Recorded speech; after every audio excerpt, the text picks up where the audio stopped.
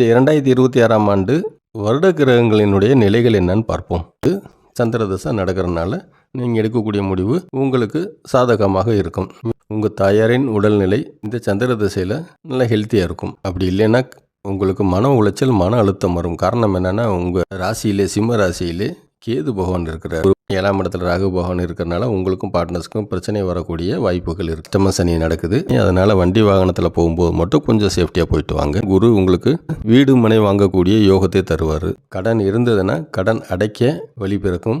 கேட்ட கடன் கிடைக்காம இருந்ததுன்னா கண்டிப்பாக கிடைக்கிறதுக்கு வாய்ப்புகள் இருக்குது. விநாயகர் வழிபாடு செய்யாமல் இருக்காதீங்க. விநாயகர் வழிபாடு செய்யலைன்னா உங்களுக்கு நன்மைகள் இருக்காது. முடிந்தால் இந்த 2026 ஒரு தடவை திங்களூர் கோயிலுக்கு போயிட்டு வாங்க. அது சந்திர பகவானினுடைய உகந்த கோயில். வணக்கம். 2026ஆம் ஆண்டு புத்தாண்டு வாழ்த்துக்கள் அனைவருக்கும்.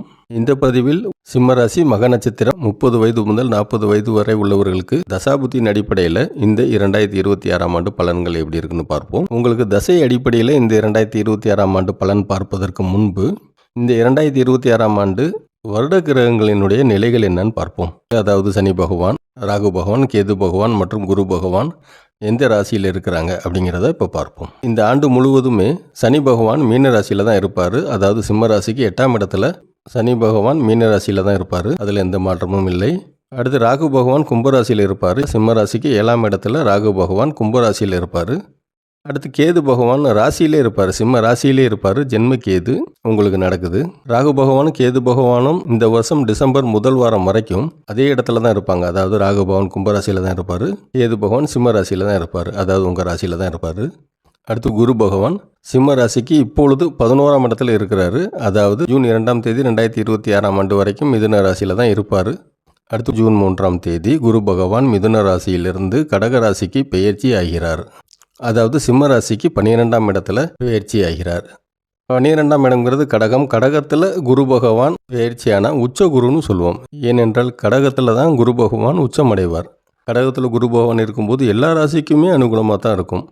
குரு இருக்கும் இடத்தை விட குரு பார்வை தான் முக்கியம். சிம்ம ராசிக்கு குரு பார்வை எப்படி உள்ளது என்று பார்ப்போம். அதாவது ஜூன் 2ஆம் தேதி வரை மிதுன ராசியில் தான் குரு பகவான் இருப்பார்.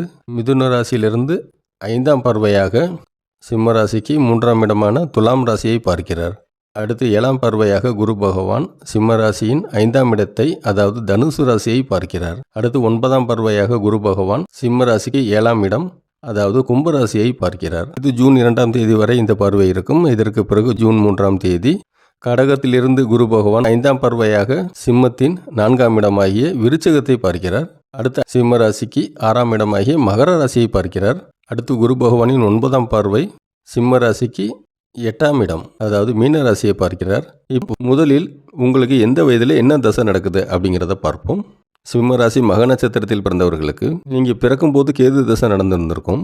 அதுக்கப்புறம் அதிகபட்சமாக 24 வயது வரைக்கும், அதாவது 4 முதல் 24 வயது வரைக்கும் உங்களுக்கு சுக்கிர தசை நடக்கும்.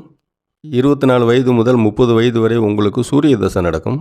30 முதல் 40 வயது வரை உங்களுக்கு சந்திர தசை நடக்கும். 40 முதல் 47 வயது வரை உங்களுக்கு செவ்வாய் தசை நடக்கும். 47 முதல் 65 வயது வரை உங்களுக்கு ராகு தசை நடக்கும். 65 வயது முதல் 81 வயது வரைக்கும் உங்களுக்கு குரு தசை நடக்கும். அடுத்து சனி தசை 81 வயது முதல் 100 வயது வரை உள்ளவர்களுக்கு உங்களுக்கு சனி தசை நடக்கும். இப்போ உங்களுக்கு எந்த வயதில் என்ன தசை நடக்குதுன்னு பார்த்துட்டோம். அந்த தசை நடக்கும்போது இந்த வருட கிரகங்களினுடைய பலன்கள் எப்படி இருக்குன்னு விரிவாக பார்க்கலாம். இப்பொழுது இந்த 2026ஆம் ஆண்டில் 30 வயது முதல் 40 வயது வரை உள்ளவர்களுக்கு உங்களுக்கு சந்திர தசை நடக்கும். சந்திர தசை உங்களுக்கு அனுகூலமாக இருக்கும். காரணம் என்னென்னா, உங்கள் சிம்மராசின் அதிபதி சூரிய பகவான், சூரிய பகவானும் சந்திர பகவானும் நட்பு கிரகங்கள். அதனால் உங்களுக்கு சந்திர தசை அனுகூலமாக இருக்கும். சந்திரன்னா மனதை குறிக்கக்கூடியது. உங்கள் ஜாதகத்தில் சந்திர பகவான் சாதகமாகவும் வலுவாகவும் இருந்தால் உங்கள் மனசு ஸ்ட்ராங்காக இருக்கும், திடமாக இருக்கும். அதனால் வேலை பார்க்கும் இடங்களில் அல்லது பிஸ்னஸ் செய்யும் இடங்களில் நீங்கள் எடுக்கக்கூடிய முடிவுகள் அனைத்தும் திடமாகவும் சரியாகவும் இருக்கும். காரணம் என்னென்னா, சந்திர தசை உங்களுக்கு அனுகூலமாக இருக்குது. சந்திர தசை நடக்கிறதுனால நீங்கள் எடுக்கக்கூடிய முடிவு உங்களுக்கு சாதகமாக இருக்கும். மேலும் பிஸ்னஸ் எதுவும் செஞ்சீங்கன்னா பிஸ்னஸில் நீங்கள் எடுக்கக்கூடிய முடிவு, பிஸ்னஸில் உங்களுக்கு முன்னேற்றம் இருக்கும். சந்திரன் என்பது தாயாரை குறிக்கக்கூடியது. அதனால் உங்கள் தாயாருக்கும் உங்களுக்கும் அட்டாச்மெண்ட் அதிகமாக இருக்கும். உங்கள் தாயாரின் உடல்நிலை இந்த சந்திர திசையில் நல்லா ஹெல்த்தியாக இருக்கும். சிம்ம ராசிக்கு 7ஆம் இடத்துல ராகு பகவான் இருக்கிறதுனால குடும்பத்தில் கொஞ்சம் பிரச்சனைகள் இருக்கும். அதாவது முக்கியமாக ஹஸ்பண்ட் அண்ட் ஒய்ஃப் இடையே கொஞ்சம் பிரச்சனைகள் இருக்கும், வாக்குவாதங்கள் இருக்கும். அதை மட்டும் கொஞ்சம் அமைக்கபோல் போய்கிட்டிங்கன்னா கொஞ்சம் அமைதியாக இருக்கலாம். அப்படி இல்லைன்னா உங்களுக்கு மன உளைச்சல், மன அழுத்தம் வரும். காரணம் என்னென்னா உங்கள் ராசியிலே சிம்ம ராசியிலே கேது பகவான் இருக்கிறார். மேலும் 7ஆம் இடத்துல ராகு பகவான் இருக்கிறதுனால பிஸ்னஸ் எதுவும் பண்ணிங்கன்னா பிஸ்னஸில் பார்ட்னர்ஸ் இருந்தாங்கன்னா பார்ட்னர்ஸோட கொஞ்சம் அமைக்கபுளாக போய்க்கோங்க. காரணம் என்னென்னா 7ஆம் இடத்துல ராகு பகவான் இருக்கிறதுனால உங்களுக்கும் பார்ட்னர்ஸுக்கும் பிரச்சனை வரக்கூடிய வாய்ப்புகள் இருக்குது. உங்களுக்கு நெருங்கிய நண்பர்களுடன் மனக்கசப்பு ஏற்படலாம். அதனால் யார் உங்களுக்கு நெருங்கிய நண்பர்னு தெரியும், அவங்க கூட இந்த ராகு 7ஆம் இடத்துல இருக்கிற வரைக்கும் அவங்க ஃப்ரெண்ட்ஷிப்பை மெயின்டைன் பண்ணுறதுக்காக கொஞ்சம் அமைக்கபுளாக பொறுத்து போய்க்கோங்க. அஷ்டம சனி நடக்குது, அதனால் வண்டி வாகனத்தில் போகும்போது மட்டும் கொஞ்சம் சேஃப்டியாக போயிட்டு வாங்க. உங்களுக்கு குரு பார்வை அனுகூலமாக இருக்குது, அதனால் நல்லா முயற்சி பண்ணிங்கன்னா குரு உங்களுக்கு வீடு மனை வாங்கக்கூடிய யோகத்தை தருவார். அஷ்டம சனி நடக்குது, அதனால் இன்கேஸ் வீடு மனை வாங்கக்கூடிய சந்தர்ப்பம் உங்களுக்கு வரும். அப்படி வந்ததுன்னா டாக்குமெண்ட் மட்டும் செக் பண்ணி பார்த்துக்கோங்க. வில்லங்கம் எதுவும் இருக்குதான்னு நல்லா செக் பண்ணி ஒரு தடவைக்கு 2 தடவை வெரிஃபை பண்ணி பார்த்துக்கோங்க. ஜூன் 3ஆம் தேதிக்கு பிறகு கடகராசியிலேருந்து குரு பகவான் சிம்ம ராசிக்கு 6ஆம் இடம் மகர ராசியை பார்க்கிறாரு. 6ஆம் இடம்ங்கிறது நோய், கடன், எதிரி. ஸோ ஜூன் 3ஆம் தேதிக்கு பிறகு ஏதாவது சின்ன சின்ன நோய் இருந்தால் கூட அது உங்களுக்கு சீக்கிரம் குணமாயிடும். கடன் இருந்ததுன்னா கடன் அடைக்க வழி பிறக்கும். கேட்ட கடன் கிடைக்காம இருந்ததுன்னா கண்டிப்பாக கிடைக்கிறதுக்கு வாய்ப்புகள் இருக்குது. வேலை செய்யும் இடங்களில், பிஸ்னஸ் பண்ணும் இடங்களில் எதிரிகள் யாராவது இருந்தாங்கன்னா கண்டிப்பாக அவங்கனால நமக்கு எந்த ஒரு பாதிப்பும் வராது. காரணம் என்னென்னா 6ஆம் வீட்டை, சிம்ம ராசியினுடைய 6ஆம் வீடு மகர ராசியை குரு பகவான் 7ஆம் பார்வையாக பார்க்கிறார். மீன ராசியில் தான் சனி பகவான் இருக்கிறாரு இப்போ.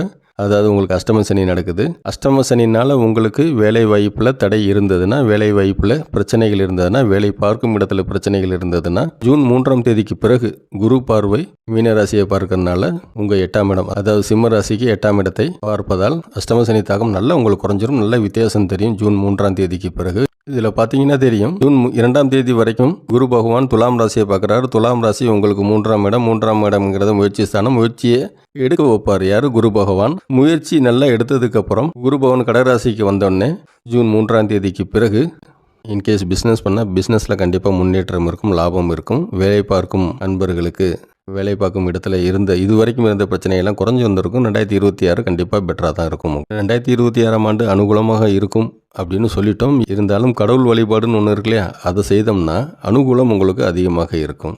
அதனால் சிம்ம ராசி மக நட்சத்திரம், நீங்கள் பிறக்கும்போது கேது திசையில் தான் பிறந்திருக்கீங்க. உங்கள் நட்சத்திரத்தின் அதிபதி கேது பகவான். கண்டிப்பாக நீங்கள் விநாயகர் வழிபாடு செய்யணும். விநாயகர் வழிபாடு செய்யாமல் இருக்காதீங்க. விநாயகர் வழிபாடு செய்யலைன்னா உங்களுக்கு நன்மைகள் இருக்காது. அது இல்லாமல் உங்களுக்கு என்ன தசை நடக்குதோ அந்த தசையினுடைய உகந்த கடவுளை வழிபட்டிங்கன்னா அந்த தசை உங்களுக்கு இன்னும் அனுகூலமாக இருக்கும். 30 வயது முதல் 40 வயது வரை உங்களுக்கு சந்திர தசை நடக்குது. சந்திர தசைன்னா கண்டிப்பாக நீங்கள் அம்மன் வழிபாடு செய்யணும். அம்மன் கோயிலுக்கு போங்க. திங்கக்கிழமை அம்மன் வழிபாடு செய்யுங்க. முடிந்தால் இந்த 2026 ஒரு தடவை திங்களூர் கோயிலுக்கு போயிட்டு வாங்க. அது சந்திர பகவானினுடைய உகந்த கோயில். உங்களுக்கு இந்த வருடம் 2026ஆம் ஆண்டு அதீத பலன்கள் கண்டிப்பாக கிடைக்கும். மன உளைச்சல், மன அழுத்தம்லாம் சொன்னாலே அதெல்லாம் போயிடும். வேலை பார்க்குற இடத்துல உள்ள பிரச்சனைகள்லாம் சால்வ் ஆகிடும். பிஸ்னஸ் பண்ணிங்கன்னா அங்கே எதுவும் பிரச்சனைகள் இருந்தால் சால்வ் ஆகிடும். ஸோ ஒரு தடவை திங்களூர் கோயிலுக்கு போயிட்டு வாங்க. உங்கள் எல்லாருக்குமே குரு பார்வை அனுகூலமாக இருக்கிறது. அதனால் நல்லா முயற்சி பண்ணிங்கன்னா வெற்றி உங்களுக்கு இந்த 2026ஆம் ஆண்டு கண்டிப்பாக இருக்கும். இந்த 2026ஆம் ஆண்டு உங்கள் அனைவருக்கும் அனுகூலமான ஆண்டாக இருக்க இறைவனை வேண்டிக் கொள்கிறேன். இந்த பதிவு உங்களுக்கு பிடித்திருந்தால் முடிந்தால் உங்கள் உறவினர்களுக்கும் நண்பர்களுக்கும் இந்த பதிவை ஷேர் செய்யவும். இந்த பதிவை பொறுமையாக பார்த்தமைக்கு நன்றி. வணக்கம்.